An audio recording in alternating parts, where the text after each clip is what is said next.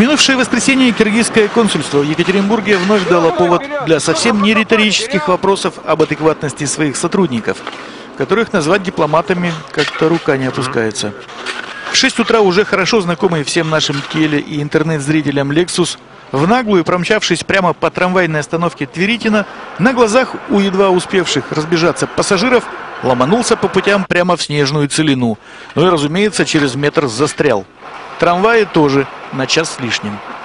Lexus этот засветился телезвездой ночью 11 сентября этого года, когда на пересечении Радищева с Московской его остановили гаишники, утверждавшие, что предыдущий перекресток у них на глазах, он промчался на красный свет, и выражавшие уверенность, что водитель Нурмат Каипов пьян. На этот раз за тем же самым рулем мелькнуло явно какое-то другое лицо, тут же скрывшееся под шапочкой, щедро украшенной, между прочим, коноплей, бурно произрастающей в Киргизии. Ну а выручать этого неизвестного примчался, нет, опять не Каипов, который, кстати, как-то раз приезжал выручать двух, опять же пьяных, соотечественников, совершивших на чужой машине 2 ДТП подряд и пытавшихся скрыться.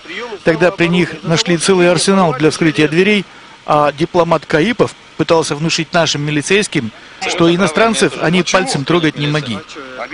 Его коллега, приехавший в воскресенье за Лексусом на Тверитина, видимо, тоже много занятий прогулял в своем дипломатическом ПТУ.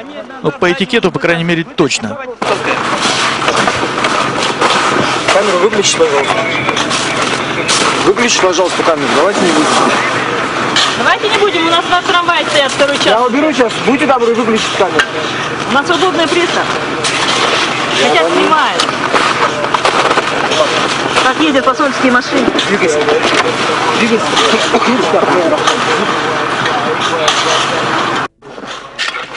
А еще он явно не обучен ни водительскому мастерству, ни поведению в конфликтных ситуациях. Обычный, самоуверенный наглец. И жалко, что киргизский народ не знает, какое хамло представляет его на Урале. Из-за таких и случаются всяческие межнациональные трения. Вот именно так вот буднично разжигание и происходит. Так потихонечку возмущение в народе копится. Именно так кошка скребет на свой хребет.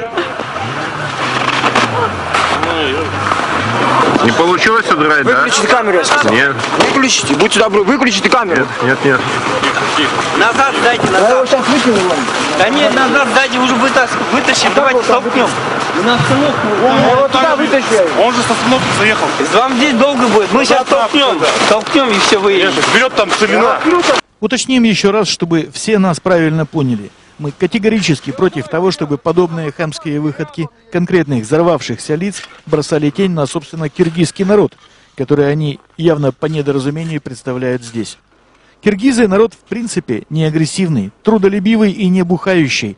А приезжая к нам в Россию, они безусловно работают с большой пользой для россиян и практически никак не отражаются при этом в криминальных сводках, в отличие от своих так называемых дипломатов.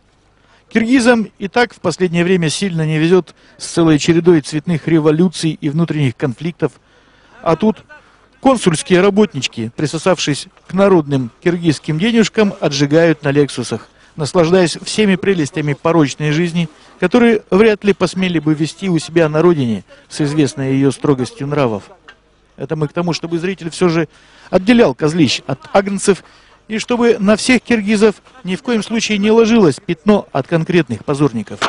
Не будем брать на себя смелость утверждать, что дипломатический шофер напился алкоголя или, может быть, обкурился того, что изображено у него на шапке. Просто предоставим слово очевидцам. 6 часов выхожу, иду, смотрю, машина летит сюда.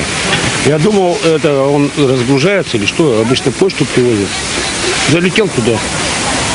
Его машина подпирала, а не он машину подпирал. Он за машину просто держался.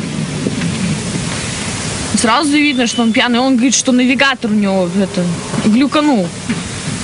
Навигатор. В голове у него навигатор. Он мне объяснил, что навигатор у него. Навигатор ошибся. Какой у него навигатор? Он пьяный, а я уже вот сейчас... Если он пьяный, какой у него навигатор? Сегодня при попытке выяснить подробности происшествия мы позвонили в Генеральное консульство Киргизии. Сотрудник, снявший трубку, не удостоил нас чести представиться, но пояснил, что на этот раз за рулем был точно не Нурмат Каипов, которого ловили в сентябре. А между прочим, гаишник Александр Кошкин заканчивает знакомиться с материалами следствия. И скоро в суд будет передано уголовное дело о превышении им должностных полномочий. Хотя есть мнение, что тогда, задержав пьяного наглеца за рулем, он спас чью-то жизнь.